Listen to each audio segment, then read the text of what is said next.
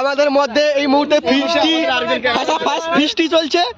এই যে মালটাকে লেসা হয়েছে, ঠিক আছে, একে শুধু লেসা হয়েছে যে মাংস কাটার জন্য, আর যে ওকে লেসা হয়েছে মাংস কাটার জন্য, আর যে মানে খেয়াতে যে বাড়তি মালগা থাকবে সব হাড়গুলো খাওয়ার জন্য লেসা হয়েছে ভটুকে।